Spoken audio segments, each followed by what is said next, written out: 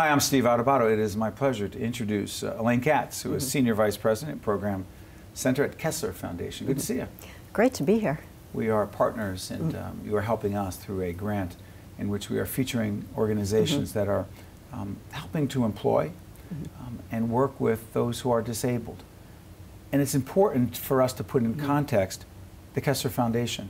People hear of Kessler, it's a huge brand, people know who you are on one level, but they may not know the foundation. Talk about that.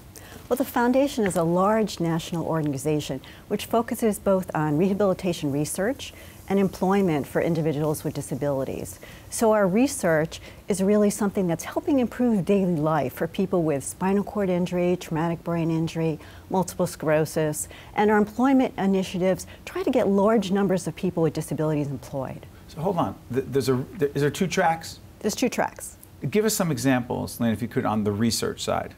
Well, the research side, we're dealing with robotics, we're dealing with memory, helping people learn how to do their daily tasks better after some sort of disability. And on our research, our employment side, we're working with companies like Pepsi American Beverage, we're working with local and national organizations to really get those numbers increased of people with disabilities in the workforce. Yeah, let's talk about that. Why is it so difficult to get those with disabilities hired?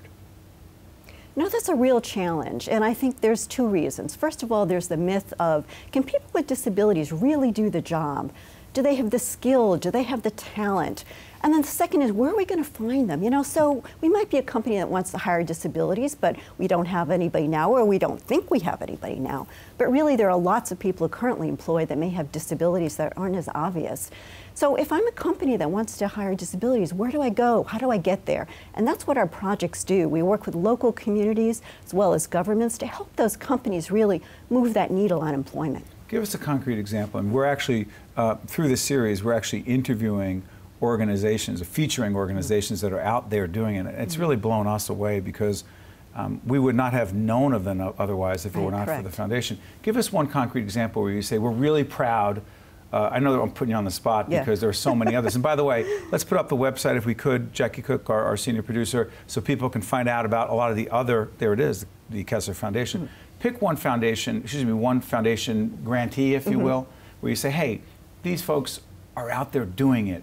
They're employing folks. They're making a difference. Go ahead. Well, we have a great project that's on their second year with OfficeMax. And they have OfficeMax? OfficeMax. Now they're part of, they've just merged with Office Depot, but it's an OfficeMax project. And they've taken 4 of their key distribution centers in Dallas, in Ohio, in Las Vegas, in Chicago, and they set out a training center. So unlike some of the programs that we had before, and we've seen with Walgreens, it was just distribution center training for people with disabilities. This is doing both sides. So if I'm a young adult or somebody interested in a job with OfficeMax, I can come into the training center and look at either the retail opportunities or the distribution center opportunities. So they're providing real jobs with real opportunities. At OfficeMax, it's interesting. How do they find you? Well, you know, Steve, when you give away money, everybody always finds you. We found you. Is that true? That's very true. You're everybody's best friend. That's what I like to say. But it is more than the money because you're helping them help themselves. Correct. And what we'd like to do, we're a very different foundation. We're a different funding model. I mean, we not only provide the information, but we collaborate with the people. That's what I mean. We'll troubleshoot projects. We're very accessible, and we really are, our goal is to develop the best practices. That's what's happening nationally. So, in fact, this year we hope to publish some more information on what's going on in the fields of employment for people with disabilities. What do you mean, publish it where, for whom, Well, and we why? want to take some of our good examples of the projects and the work we do and let others know, because sometimes we feel like we're the best kept secret in town.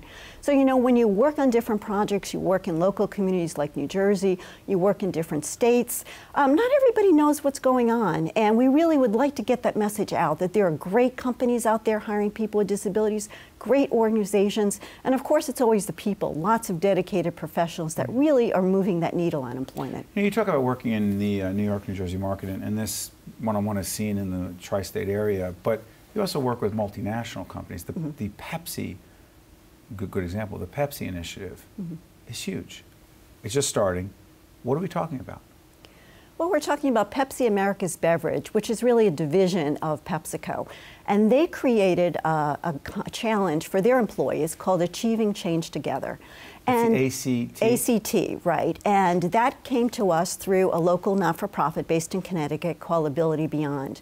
And Ability Beyond had some relationships with Pepsi. And Pepsi decided that over the next 4 to 5 years, they want to hire 2,000 people with disabilities. 2,000? 2,000 is the minimum. That's, you know, corporations want to do things quickly in big ways.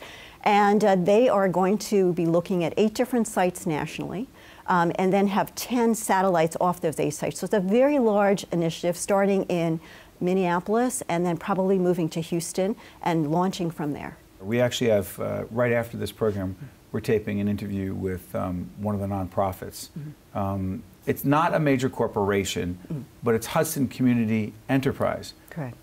Why a nonprofit, and what would they be expected to do with respect to employing those with disabilities?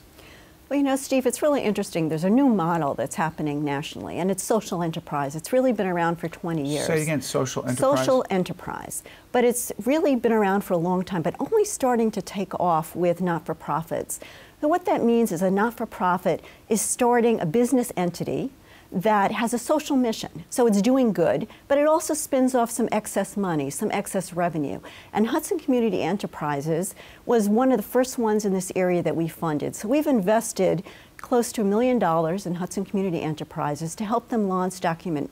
We started with a shredding business, they moved to document imaging, and now they do digital mail. So their incredible growth has spurred 125 people into jobs, and they're a $4 million organization, and their excess revenue just in this particular section is about $400 to $500 million, which is going back into their business and helping others retain their jobs and stay in the jobs. But I'm sure you'll learn more as you interview them. Well, that's the whole idea behind the series, is to interview those who in fact are doing this, who are making a difference, and so hopefully no longer a best-kept secret. But I want to thank you, Elaine, for coming in. Do you mind if I plug one more time? Let's put up the website. Again, our great team just did it right there. Elaine Katz, Senior Vice President, Program Center, Kessler Foundation. I want to thank you, not just for being here, but for allowing us in the world of public broadcasting to share the story of what you're doing, but more importantly, the work of these organizations that you're helping to employ those with disabilities, because there are so many misconceptions, because the folks we're talking about have so much to contribute to society, and we need to all make a difference. But thank you very much, Elaine. Thank you, Steve. Okay, we will be right back with One-on-One right after this.